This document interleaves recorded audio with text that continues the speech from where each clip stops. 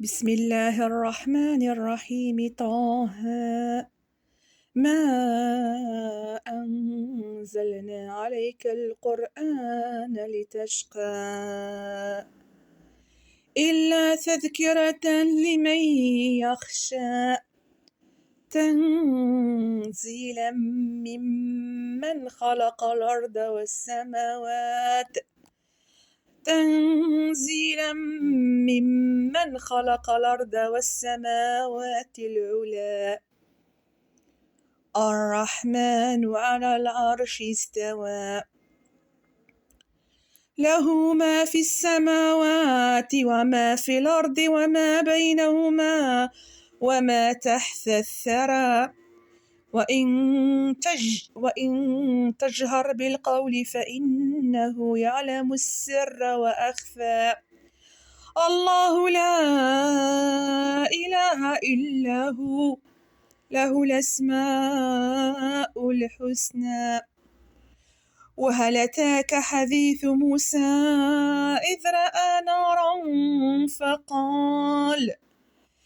إذ رأى نارا فقال لأهلهم كثوا إني آنست نارا لعلي آتيكم إذ رأى نارا فقال لأهلهم كثوا إني آنست نارا لعلي آتيكم منها بقبس أو أجد على النار هدى فلما آتاها نودي يا موسى إني أنا ربك فاخلع عليك إنك بالواد المقدس طوى وأنا اخترتك فاستمع لما يوحى إنني أنا الله لا إله إلا أنا فاعبدني وأقم الصلاة لذكري إن الساعة آتية نكاد أخفيها لتجزى كل نفس بما تسعى فلا يصدنك عنها من لا يؤمن بها واتبع هواه فتردى وما تلك بيمينك يا موسى قال هي عصاي أتوكأ عليها وأهش بها على غنمي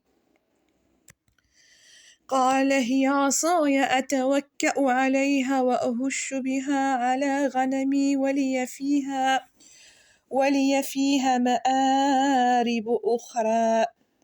قال ألقيها يا موسى فألقاها فإذا هي حية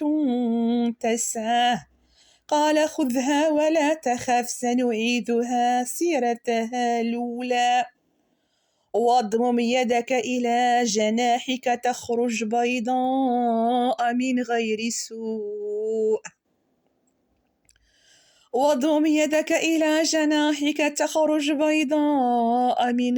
سوء آية أخرى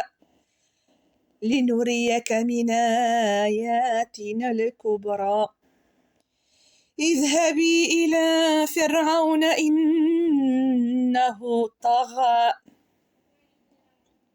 قال رب اشرح لي صدري ويسر لي أمري واحلل عقدة من لساني يفقه قولي واجعل لي وزيرا من أهل هارون أخي أشدد به أزري وأشركه في أمري كي نسبحك كثيرا ونذكرك كثيرا إنك كنت بنا بصيرا سؤلك يا موسى قال قد أوتيت سؤلك يا موسى ولقد مننا ولقد مننا عليك مرة أخرى إذا أوحينا ولقد مننا عليك مرة أخرى إذا أوحينا إلى أمك ما يوحى أن اقذفيه في التابوت فاقذفيه في اليم فليلقيه اليم بالساحل يأخذه عدو لي وعدو له وألقيت عليك محبة مني وتصنع على عيني إذ تمشي أختك فتقول هل أدلكم على من يكفله فرجعناك إلى أمك كي تقر عينها ولا تحزن وقتلت نفسا فنجيناك من الغم وفتناك فتونا فلبثت سنين في أهل مدين ثم جئت على قدر يا موسى واصطنعتك لنفسي اذهب أنت وأخوك بآياتي ولا تنيا في ذكري اذهبا إلى فرعون إنه طغى فقولا له قولا لينا لعله يتذكر أو يخشى قال ربنا إننا نخاف أن يفرط علينا أو أن يطغى قال لا تخافا إنني معكما أسمع وأرى فاتياه فقولا إن رسول ربك فأرسل معنا بني إسرائيل ولا تعذبهم قد جئناك بآية من ربك والسلام على من اتبع الهدى إن قد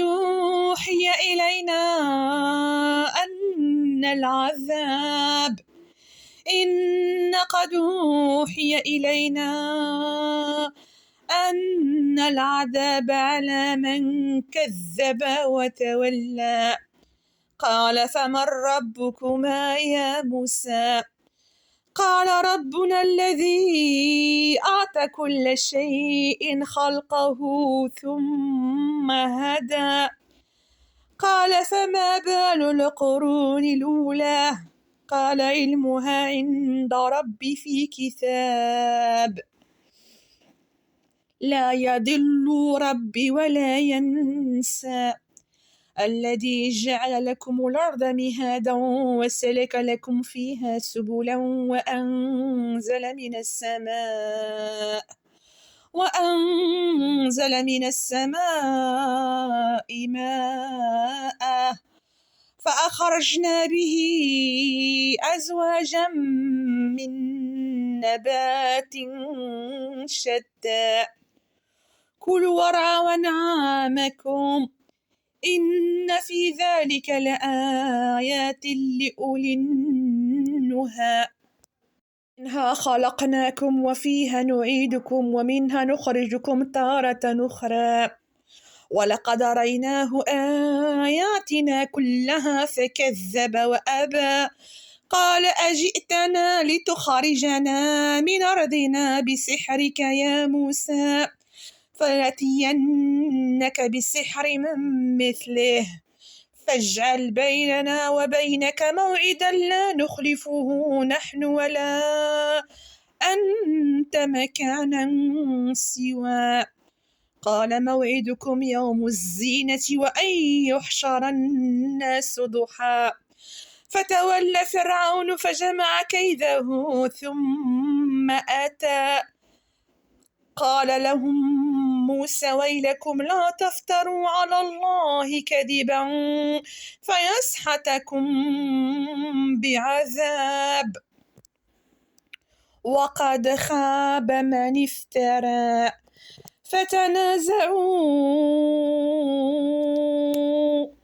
فتنازعوا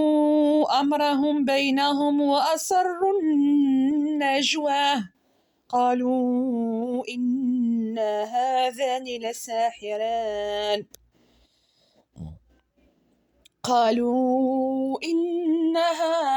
لساحران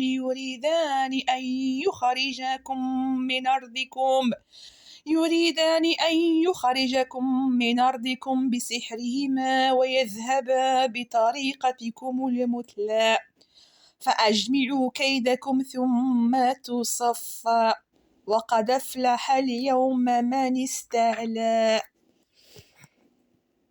قالوا يا موسى إما أن تلقي وإما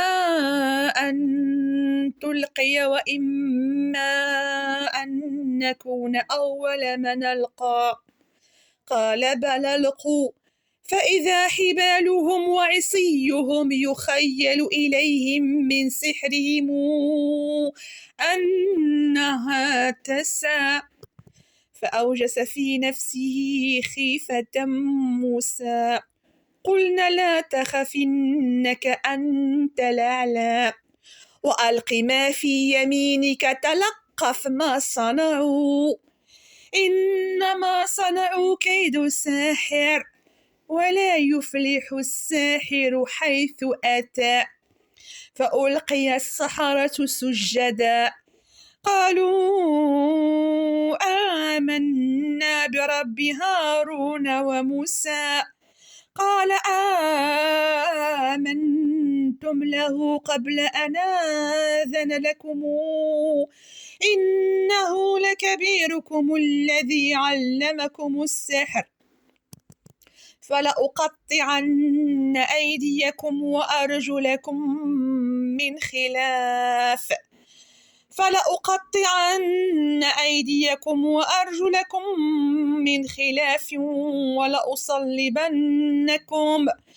ولأصلبنكم في جذوع النخل ولا تعلمن أينا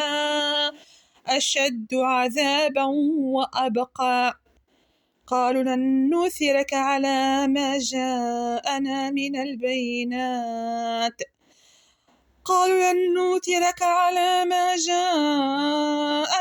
البينات والذي فطرنا فقد ما أنت قاض إنما تقضي هذه الحياة الدنيا إنا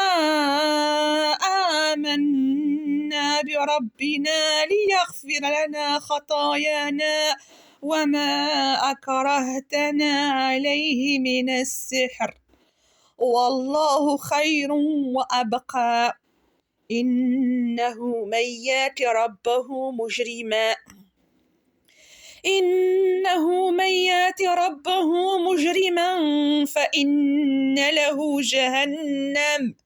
فإن له جهنم لا يموت فيها ولا يحيا ومن ياتيه مؤمنا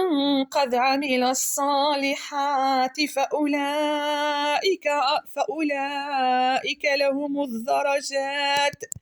فأولئك لهم الدرجات العلى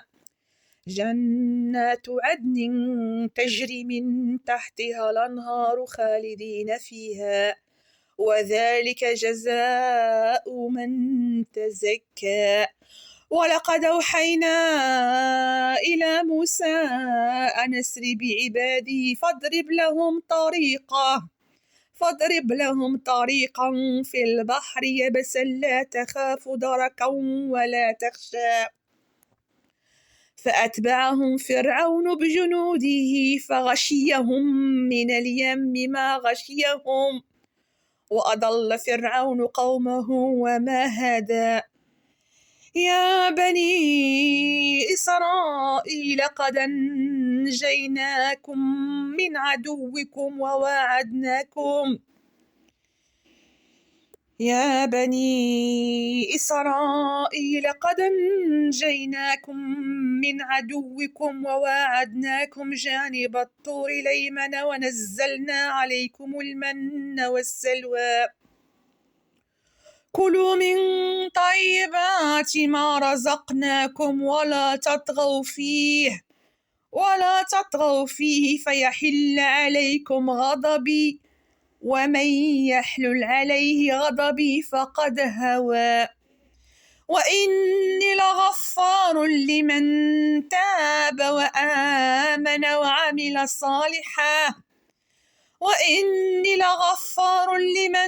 وآمن وعمل صالحا ثم اهتدى أعجلك عن قومك يا موسى قال هم أولئك على آثاري وعجلت إليك ربي لترضى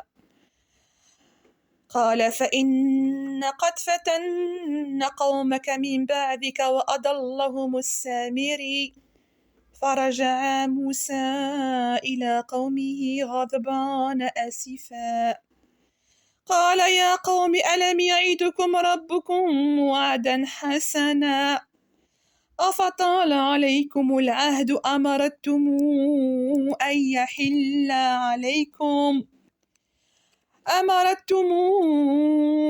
يحل عليكم غضب من ربكم فأخلفتم موعدي قالوا ما أخلفنا موعدك بملكنا ولكننا حملنا أوزارا من زينة القوم فقذفناها قالوا ما أخلفنا موعدك بملكنا ولكننا حملنا أوزارا من زينة القوم فقذفناها فكذلك ألقى السامري فأخرج لهم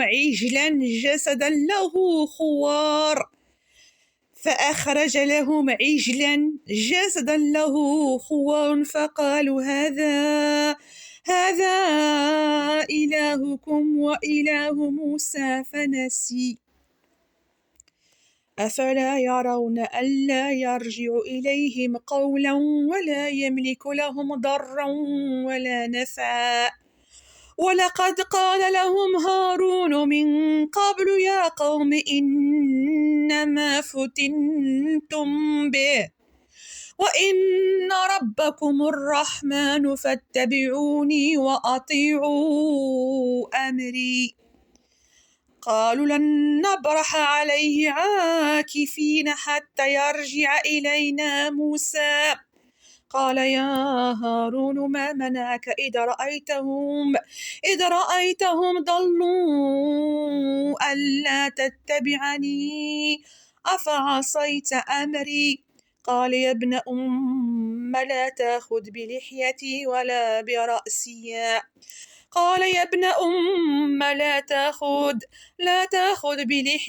ولا برأسي إني خشيت أن تقول فرقت بين بني إسرائيل ولم ترقب قولي قال فما خطبك يا سامري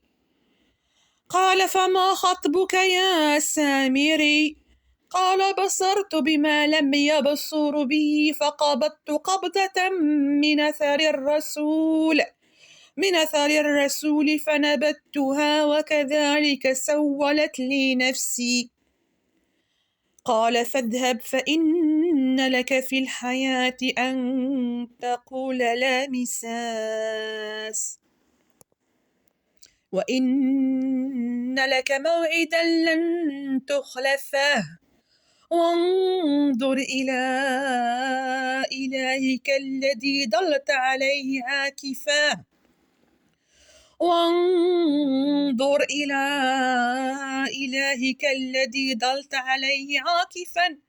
ظلت عليه عاكفا لنحرقنه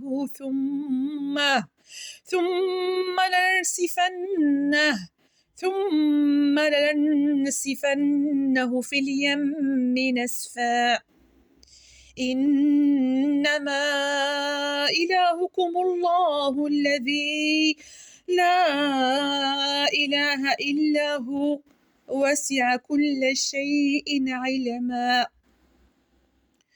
كذلك نقص عليك من أنباء ما قد سبق وقد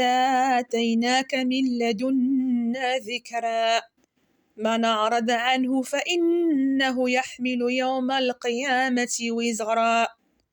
خالدين فيه وساءت لهم يوم القيامة حملا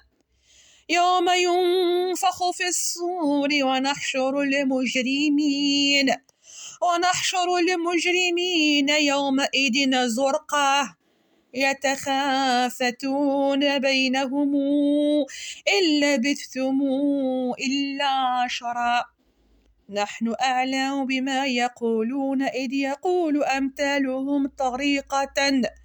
إذ يقول أمثالهم طريقة إن لبثتم إلا يوما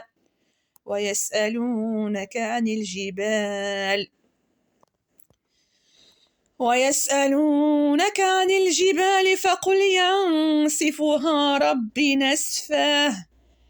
فيذرها قاعا صفصفا لا ترى فيها عوجا ولا أمتا يومئذ يتبعون الداعي لا عوج له وخشعت الأصوات للرحمن فلا تسمع إلا همسا يومئذ لا تنفع الشفاعة إلا من أذن له الرحمن ورضي له قولا يعلم ما بين أيديهم وما خلفهم ولا يحيطون به علما وعنت الوجوه للحي القيوم وقد خاب من حمل ظلما ومن يعمل من الصالحات وهو مؤمن فلا يخاف ظلما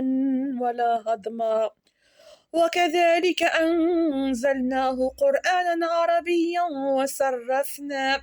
وصرفنا فيه من الوعيد لعلهم يتقون أو يحدث لهم ذكرا فتعالى الله الملك الحق ولا تجعل بالقرآن من قبل أن يقضى إليك وحيه وقل رب زدني علما ولقد عهدنا إلى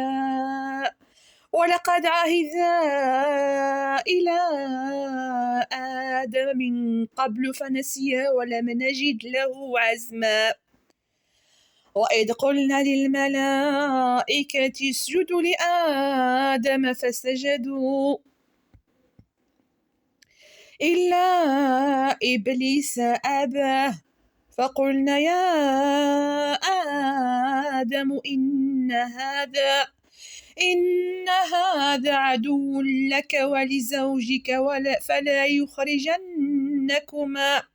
فلا يخرجنكما من الجنة فتشقى إن لك ألا تجوع فيها ولا تعرى وإنك لا تظمأ فيها ولا تضحى فوسوس إليه الشيطان قال يا آدم هل أدلك على شجرة الخلد وملك لا يبلى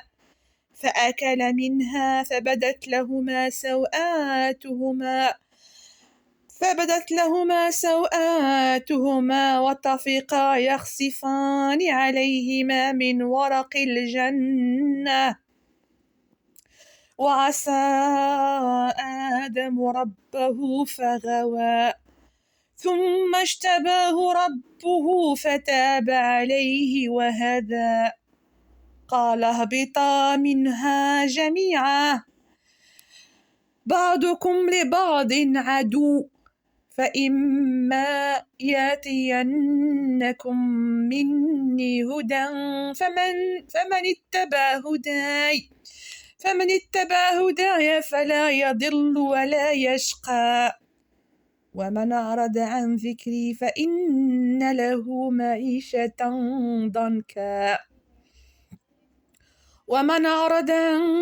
ذكري فإن له معيشة ضنكا ونحشره يوم القيامة أعمى قال ربي لما حشرتني أعمى وقد كنت بصيرا قال كذلك آتتك آياتنا فنسيتها وكذلك اليوم تنسى وكذلك نجزي من أسرف ولم يؤمن بآيات ربه ولعذاب الآخرة أشد وأبقى أفلم يهدي لهم كما أهلكنا قبلهم من القرون يمشون في مساكنهم إن في ذلك لآيات لأولي النهى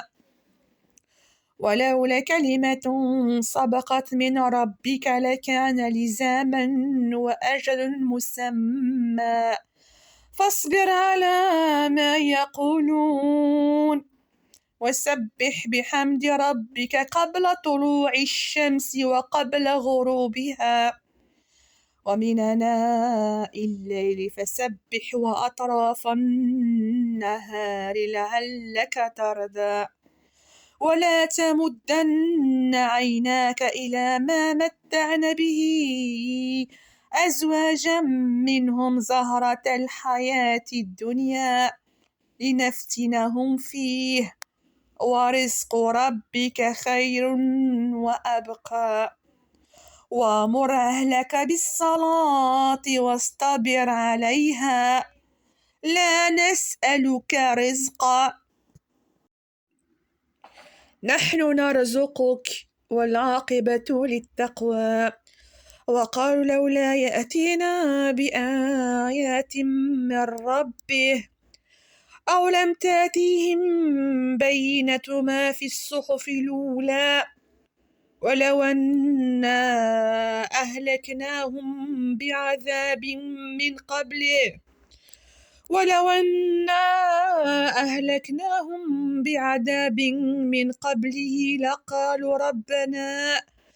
لقالوا ربنا لولا أرسلت إلينا رسولا